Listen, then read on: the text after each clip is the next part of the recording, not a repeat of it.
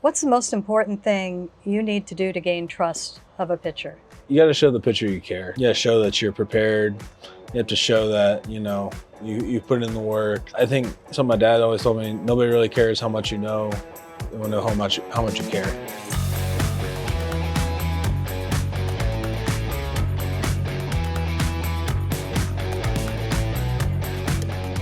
It is the Cal Raleigh Show, and we are coming to you from Sacramento. Something I never thought I would say before. Let's start out with, it's hilarious. This is kind of a backstory. I decided we would do it out here in the bullpen for different reasons, shelter mostly. And I came out here and Cal was already here, and you didn't know that we were doing this out here. So that tells me you seek out spots, perhaps, in different ballparks. Where are your spots? You picked different spots throughout the ballpark, and got here early today. And I knew I was getting here early for something that I forgot what it was, and it was this. And I was on the phone with my mom and just kind of taking it in, relaxing a little bit. This is a little different of a vibe. Sometimes you can't go certain places because they're kind of too hard to get around in the stadiums, right? Coliseums. Mm-hmm. And, they're massive, and this one doesn't feel that way, and a little more homey. Kind of slow down the heart rate a little bit getting in here. Yeah. What was your favorite minor league ballpark to play in when you were coming up? Favorite minor league ballpark? It's a good one, actually. All right, let's see. Ballpark itself, not city. Yeah, the ballpark. So we played in Frisco, in Double-A. I thought that was a really cool park. They had a lazy river. Mm-hmm. Got to go in there one day after BP. And the bullpens were in the stands, which they forgot to build the bullpens when they were building the stadium, so they put them in the stands, and like people are all around you. It's kind of crazy, and so that was a pretty cool ballpark. I look back to like High A. I really enjoyed San Jose. I mean, the clubhouse was literally the size of. It couldn't have been. You were on top of people. Food was right there. Like guys changing right next to you getting food. Like crazy how small it was. But it just had that old feel with like the wood fences. Really fun. Just no room at all. You're just friends with everybody. You're forced to be. So Vancouver was pretty cool in short season. Mm-hmm. That was a great spot. They drew a lot of fans. Really cool park. I think those are some spots I really liked. Really liked Albuquerque. I thought that was a really cool stadium. What's that? I have not seen that. What's that like? They had the, like an old Minute Maid park. They had the warning track of the hill going up. Yeah, okay. And that was pretty cool. They had that and just, lots of grass around it. Kind of a pretty stadium. So you just kind of embrace it all, it sounds like, as you're going along. Yeah, you do. And some are better than others, and, obviously some are really, really bad. But you have fun with it, honestly. If we get hit by the sprinkler here, I'm going to laugh. Actually, it won't be too bad. It's pretty warm right now. Last night's game, I thought we were going to see the ball fly all night long, and it didn't. How conscious were you guys of kind of the wind and the weather and everything else as that game was going on? Yeah, this is, a PCL park, which is known for, being hitter friendly. So figured, the ball would be flying, and it really wasn't, I think it was flying a little more right, more so than it was left. Shea Langeliers hit a ball yesterday that, I thought was way out of stadium, and it barely got out. Yeah. And, the wind was just howling in. Just don't hit it to left field last night. So he cut it through, which is pretty impressive. But yeah, you never know. Early in the season, weather's acting a little weird. Warm, cold, wind. So it was definitely a little odd that it was blowing in, that's for sure. Yeah, no, that became apparent pretty quickly. I want to ask you about, there are a lot of things in that game. We've covered them in different mediums, but I want to ask you about the catcher interference last night. You said it was the lace on your glove that they caught. I have feelings on that. I think that's silly. I don't see how that disrupts anything. I don't see how an umpire can even see that, did you know that happened at the time? I did not. I was not aware that it hit it. Looking back at the film, when you really zoom in, you can see my lace kind of go. But you know, it's just crazy that, you know, it's very impressive that he called that, you know. So if it did hit it, then that's a good call, but, you know, just tough in the moment. So you're impressed with the eyes, huh? I guess so. That's very, very nice of you. Yeah, I guess. We won't talk about the ball one count. Yeah, we won't talk about that one. We won't talk about that. What are the things that you have to watch for, you know, to ensure against catcher interference? You don't see it very often, but no, you don't. And, what do you have to be conscious of? We get a report. You know, we do a good job with our advanced scouts, and they do a good job of identifying, you know, guys with long backswings and the people who have catcher interference in the past, and it is a real thing. You know, Urias he's had a bunch of them, and you know, I just got ticked too close last night, and I should have backed up a little more. But yeah, it's just like any other thing with the scouting report. You know, you look at guys who have them, don't have them, things like that. So you know, that's like, I want to say that's like his 8th or 9th. And since he's been in the big leagues, so I think I remember a couple when he was with the Mariners too. So you got to have that reverse scouting there. Andrés Muñoz, that was just electric. I mean, where was he when he struck out 3 in a row after the bases were loaded? That was awesome. You know, I mean, tough situation coming in the game like that, and you know, threw a pitch to Wilson there, singled, and the ball just didn't really sink. You know, the ball's here. I guess with the elevation, is not sinking as much, so you got to take that into account.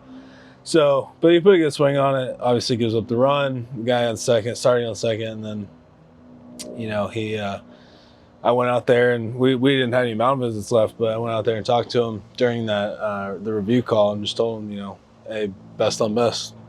You know, whatever happens, happens, but you know, give him your best stuff. And he went out there and got 3 huge bunch outs, which was crazy. It was a beautiful thing to see. He seems to be getting more and more. I mean, if the stuff isn't intimidating enough, he himself seems to be getting a little bit more intimidating out there. Yeah, you know, I think it's just, you know, guys just learning and growing. And, you know, for as much service time as he has and time in the big leagues, you know, people forget he was hurt for a long time early on and dealt with some injuries. And so that's tough. And, you know, he's kind of been put into, you know, that role of closing from the very beginning as a young guy. And, you know, it takes time to learn that role. It's not something you can just be thrusted into and have success right away. A lot of guys have to learn, and you eventually evolve into that. And like I said, he's been doing high leverage innings like that for, you know, as long as he's been a Mariner. So, and that's pretty much his whole time in the big leagues. So it's very impressive, and he's continuing to learn and grow and get better, and he's doing a great job. What's it like to have Matt Brash available again and in the clubhouse? And yeah, I mean, it's great. Obviously, great having him back. Great stuff. But it's going to take a while. You know, it's not going to be the Matt Brash you've probably seen in the past, in the sense of, you know, just come in automatically, and that's simply just because of the injury. You know, he's still going through some of that stuff, and you know, he's obviously he's being brought back, you know, very, very early, which is good. It's good that he's healthy and it's good he's doing this, but at the same time, it's, you know, it's just having that feel. You know, you basically got a whole brand new arm, and you're learning again, you know, those feels and how to throw and those kind of like little nuances that you know about yourself. And he's just having to pick those back up again. And it's just hard when you're coming off injury like that. So, but he did a great job the other night, and you know, continuing for him just being put in situations to have success and, you know, keep throwing. And there's going to be ups and downs just because, you know, he's come back from that tough injury. So, but he's doing a great job, and, you know, looking forward to, you know, him helping us out. He's taking the biggest step. He got back out there. He got into a game, and now you let him kind of get back to where he was. Right. It's hard to imagine being out that long. It is, you know, and it's like, I mean, it's hard enough for a regular player or a pitcher to get their feel back coming from just a normal off season. And, you know, you look at that, it's a year and some change and you know, and you just basically having to, you know, ramp back up. You know, a lot of people don't understand the rehab process that you have to go through. You don't throw for the longest time, then you just start building your arm back up. You slowly build it, and then you got to go through. And it's not just the elbow you're rehabbing the shoulder, and it's just everything. It's really hard. And like I said, he will get the feel get that feel back eventually. But, understanding that, it's going to take a little bit of time, but, in the meantime, he's still threw really well the other day. Yeah, still absolutely helped out. I want to take it back to the minor leagues again, since we are in a minor league park right now. Where do you think you got your most development as a player? Oh, most development. I'd say high Modesto. Okay. And now it's low A, right? Yes. Yeah, at the time it was high A. Modesto. I had some great coaches there, and they helped me out a lot. They helped me grow, and this was kind of my first full season as a pro, and learned a lot about myself, about pro ball in general, and it was very eye-opening, very fun. We haven't talked about it in years. I think we did back in 2019, but you had the Truth Talk with Logan. Yeah. Yeah. You just scowled at me. Do you not like talking about that? No, I didn't scowl. I thought you did. Sorry. That's okay. What would you kind of take from that you would like to see continue in the teaching? They basically put you two in a room and said, figure it out. Was that what it was? Not necessarily. It was just kind of like, honestly, it was just very like organic, really. It was just, we obviously had grown close, being roommates, and obviously learning each other and stuff. And, I basically was just telling him how I think he should do some things sometimes, and he was telling me how he should do some things sometimes. And we talked it out after a game one day. It was like a long time. Everybody's pretty much gone. I think it was me, my pitching coach, and Logan, and we were just chatting it up and just talking and, having disagreements about everything pretty much. And, I think it was good. I think it was a good middle ground there where we met halfway.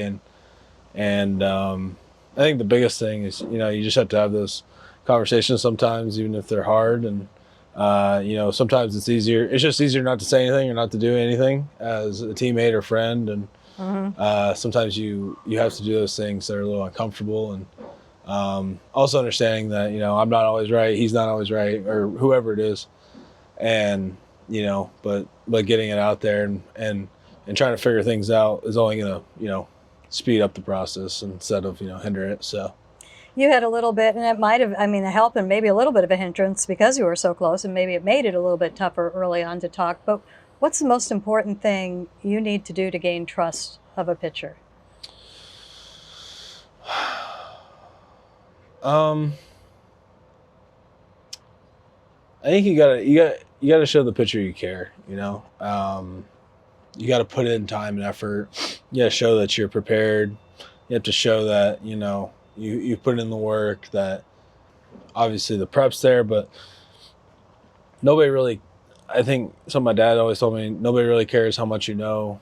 They want to know how much you care. So I think that's always something that's kind of resonated with me in the sense of, I could be the smartest guy in the world, but if I don't care about the guys, or I don't, show that I'm not invested in their careers, then they're not going to trust me. They're not going to, have that belief in me when I'm back behind the plate. So it's really about that. It's really about investing in them, talking to them, being around them, trying to get the most out of them, trying to help, and as a catcher, like I said earlier, I'm not always right, but I do see the game in the sense of, how they're throwing the ball, how it's coming out, how the hitters are seeing it.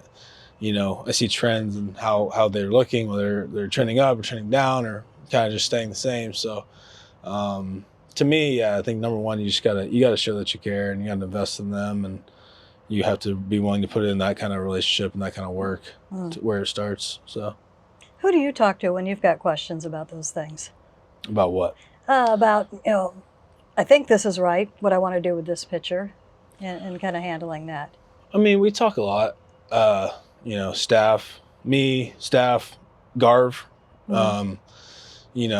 Obviously I love getting another catcher's perspective, and I think that's something, that's huge, having is, another set of eyes that I think is really good. Game caller, guy's been around, Mitch Garver.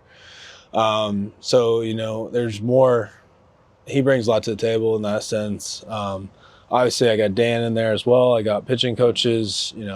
Obviously now we have all the analysts, so I can match things up with my eyes and see how it looks. So you're constantly talking with those guys as well as the pitchers themselves, because they are the guys out there doing it. So just kind of mixing and trying to figure out how to get the best out of each guy each night, and what you may or may not have to do to try to pull that out of them.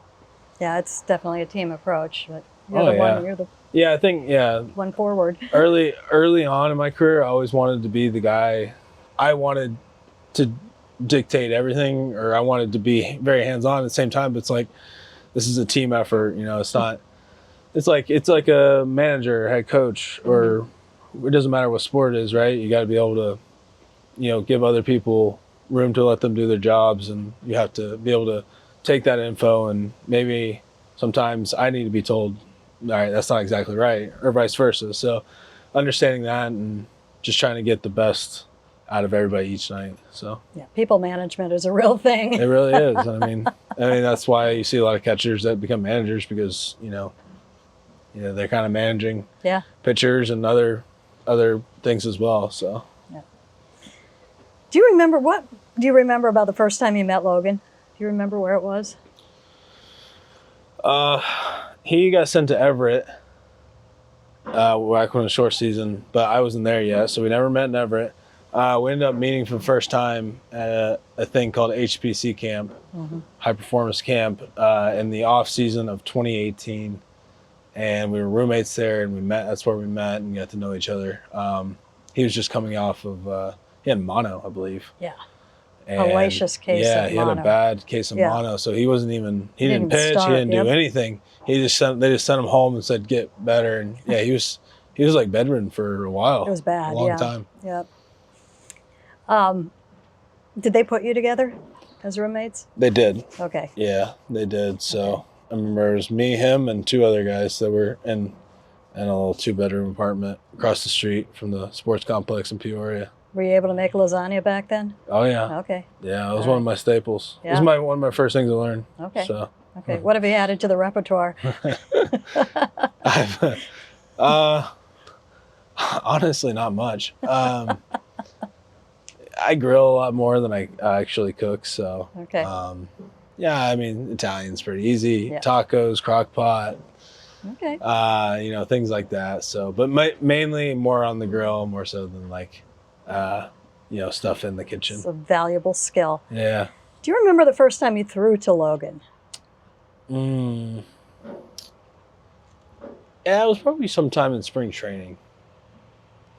So that camp wasn't a baseball camp necessarily. It's more about learning pro ball, ins and outs, taking care of your body, lifting, running, conditioning, stuff like that. So I'd say the first time is probably in the spring of 2019 when I got sent down from the big league camp. I caught him sometime and just remember seeing how giant he was on the mound. That's a lot different than just hanging out with him and working alongside him. Right. Yeah, I'm sure you've never seen anything like that at that point. Yeah, that was. I mean, you can tell early on like this guy's a horse. Yeah, you see certain guys and you're like, this guy was built for pitching, or just a guy you just hand the ball to and just go get him. Yeah, it was. I remember young Logan. Yeah. He said that actually the first time he threw to you was in that HP camp. It might have been in that. But HP it was camp. a little bit of a different situation. He said it was in the weight room. In the weight room. He said threw you to me in guys the were weight room? messing around in the weight room, and he said that he had a tennis ball in his hand, and you got down in the crouch and said, "Let's go." Really? So he was firing tennis balls at you, and that was the first time you caught him. Was a tennis ball. I mean, he's got way better memory than me. And there was some talk about, we're going to do this in the big leagues in a few years and whatnot. And people around you were saying that as well. I have no That's idea. the story he gave. It was pretty cool. We can go with that. That's a better story, I guess. It sounds like him. He's always throwing, messing around, dry with or reps. without a ball. Yeah. So, I'm always doing that stuff too.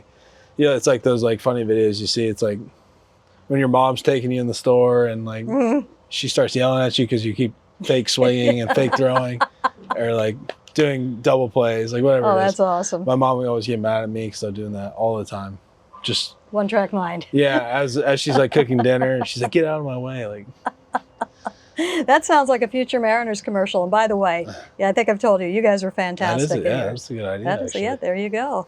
Lastly, I'm just doing a wellness check. I'm going to guess you're okay because that mad dash home last night. But the feet okay after the cowboy boot incident? The cowboy boot incident? Oh, jeez. Yes, their feet are great. Just didn't have a little boot jack there, so to help get my boots off, so I had to I got some new boots in Texas. Okay. So, we're not prepared, Cal. I was not prepared. And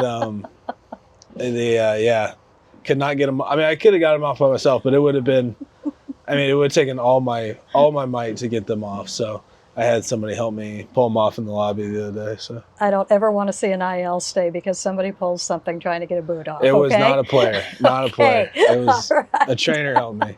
Okay, and that's what the trainers are there for. Very good. They're always around to help. Cal, be more careful this week, okay? We'll try. Thank you.